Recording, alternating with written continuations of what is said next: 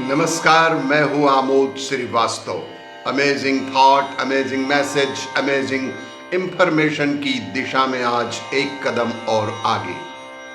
आज के इस दो चिंतन का विषय है आसक्ति का संसार तथा सहना होगा सभी दुख। आपको ये मेरा वीडियो अच्छा लगे तो लाइक करें, शेयर करें और लाल बटन दबाकर सब्सक्राइब अवश्य करें। साथ ही बेल आइकन दबाना बिल्कुल ना भूलें।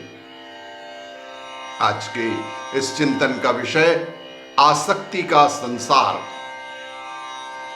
संसार आसक्ति का भरा संसार है जो आपके मन पर अधिकार किए हुए है। इससे बचना चाहिए। भीड़ को देखते देखते आप अपने अंदर की तरफ नहीं देखते हैं। बाहर दुख देखते देखते हमेशा आप परेशानी महसूस करने लगते हैं। ऐसी स्थिति में जब भी आप भीड़ में होंगे तो अपने आप को बेहद अकेला महसूस करेंगे। लेकिन एकांत में आपके अंदर की भीड़ बाहर आने लगेगी। धर्म में प्रकृति का शरीर से अलग करके नहीं देखा गया। धर्म में प्रकृति को शरीर से अलग कभी नहीं किया गया है। कोई भेद नहीं रखा गया है। रामायण में कहा गया है, क्षिति जल पावक गगन समीरा, पंच रचित अति अधम समीरा। प्रभु श्री राम कहते हैं, पृथ्वी, जल, अग्नि, आकाश और वायु, इन 5 तत्वों से यह हमारा शरीर बना हुआ है। लेकिन इन 5 तत्वों का आपने क्या किया? रासायनिक खादों, कचरों और उर्वरकों से आपने मिट्टी प्रदूषित ही कर दी। शिव की जटाओं से निकलने वाली गंगा, निर्मल गंगा, मैदानी भागों में आते आते मैली हो गई, गंदी हो जाती है, जिसे हमारे मन के पापों को धोने के लिए रचा गया था। वह दुनिया भर की गंदगी धो रही है। दैहिक, दैविक और भौतिक अग्नि पर तो अब बस ही नहीं रहा। आकाश को ध्वनि प्रदूषित से छीजा किया जा चुका है और लगता है कि आने वाले वर्षों में यह रॉकेट और अंतरिक्ष उपकरणों का घर ही बनकर रह जाएगा। वायु की स्थिति से हम सब वाकिफ हैं। मानवीय कर्मों ने सिर्फ प्रकृति का नहीं बल्कि अपने शरीर और ईश्वर के संतुलन को भी बिगाड़ रखा है।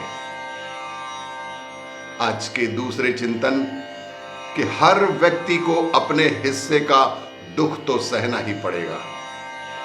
मनुष्य दुख से बचने के लिए अनेक प्रकार की वस्तुओं जैसे धागा, ताबीज इत्यादि बांधते हैं। लेकिन क्यों? अनेक प्रकार के लोग अनेक प्रकार के कष्टों से, दुखों से बचने के लिए गंडा, ताबीज, धागा इत्यादि बांधते हैं। लेकिन क्यों? ऐसा करने से क्या तुम्हारे हिस्से का दुख दूर होगा? कभी नहीं। सुख दुख में अपने मन को एक रंग में रंगना सीखो। परमात्मा से प्रार्थना करनी चाहिए कि मुझे इतनी शक्ति दो कि मैं दुखों को झेल सकूं, उनका खुशी से सामना कर सकूं। सुख और दुख क्या है? सुख और दुख क्या है? जहां तक, जिस सीमा तक तुम सहन कर सकते हो वहां सुख है।